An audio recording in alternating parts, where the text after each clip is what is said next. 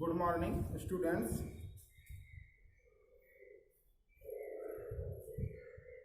आज आपका class 10th में सोशल साइंस यूनिट फर्स्ट में लेक्चर 4 है, चैप्टर 3 का नेशनलिज्म इन इंडिया। इसके पहले 3 लेक्चर और हो चुके हैं। आपको बताया गया है राष्ट्रवाद के बारे में बताया गया है, फर्स्ट वर्ल्ड वॉर के बारे में बताया गया है और उसका भारतीय जीवन पर प्रभाव क्या पड़ा और सत्याग्रह के बारे में बताया गया था। गांधी जी के विचारों को बताया गया था और सत्याग्रह किन किन स्थानों पर भारत में हुआ मुख्य रूप से इसका अध्ययन आपको कराया गया था। और कल के क्लास में यानी जो है लेक्चर नंबर 3 में आपको रॉलेट एक्ट कानून अधिनियम के बारे में आपको बताया गया था और उसके खिलाफ सत्याग्रह करने वालों के बारे में बताया गया था। क्यों लोग सत्याग्रह किए, गांधी जी ने किया।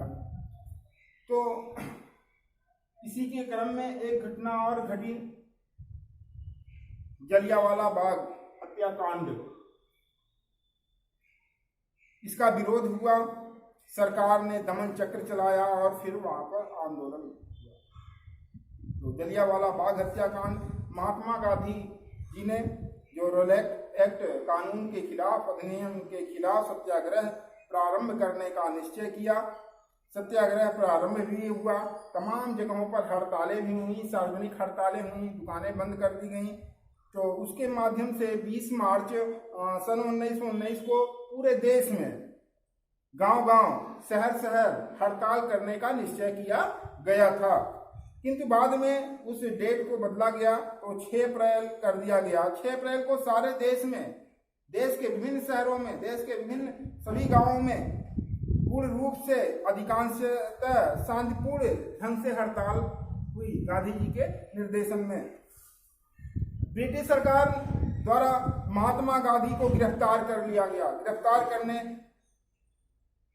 गया और 2 प्रसिद्ध नेताओं डॉक्टर सत्यपाल और पिचलू पंजाब के थे, उनको धर्मशाला में नजरबंद करने का आदेश दिया।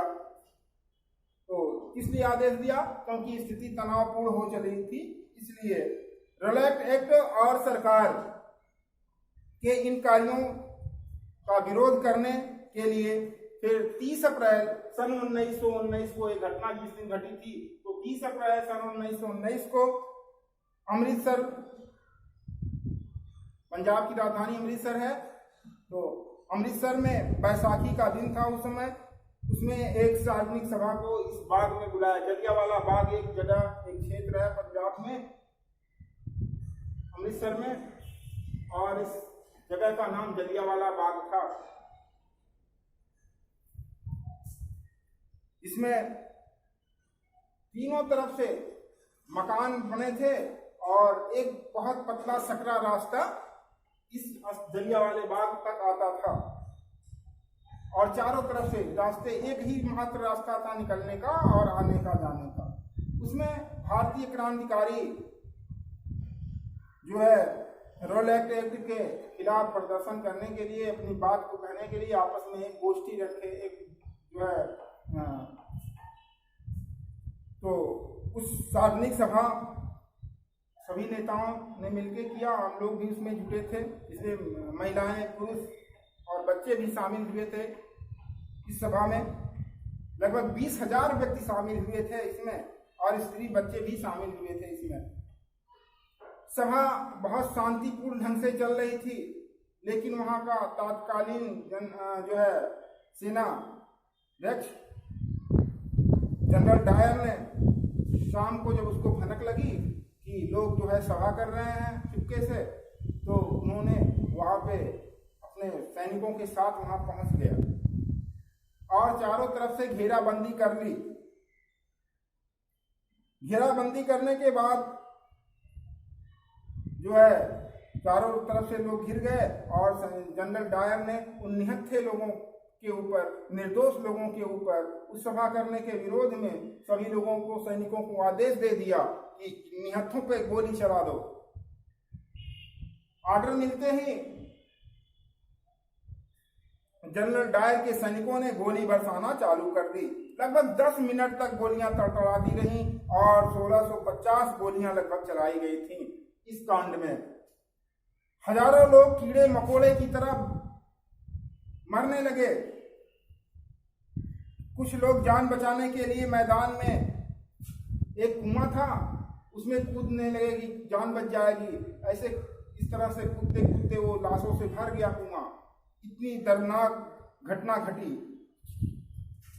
तो इस हत्याकांड में, ऐसी इतनी बड़ी हत्याकांड में होने की वजह से इस घटना को जलियांवाला बाग हत्याकांड से जोड़ दिया गया, जो 13 अप्रैल सन 1919 को घटित हुई थी। भारतीय तमाम जो विद्वान थे, जिसमें महान कवि रविन्द्रनाथ टैगोर ने, अंग्रेजों ने उनको सर की उपाधि दी थी, नाइटहुड की उपाधि दी थी, तो उसके विरोध में रविन्द्रनाथ टैगोर ने अपनी नाइटहुड की उपाधि भी अंग्रेजों को वापस कर दिया कि मुझे ऐसा उपाधि नहीं चाहिए जिसमें हम भारतीयों का कोई मान सम्मान ना रहे।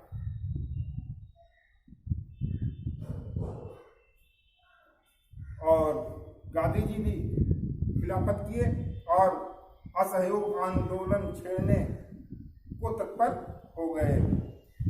जब गांधी जी के द्वारा आंदोलन को तीव्र धार देने की बात सुने अंग्रेजों ने, तो उन्होंने आंदोलन को दबाने के लिए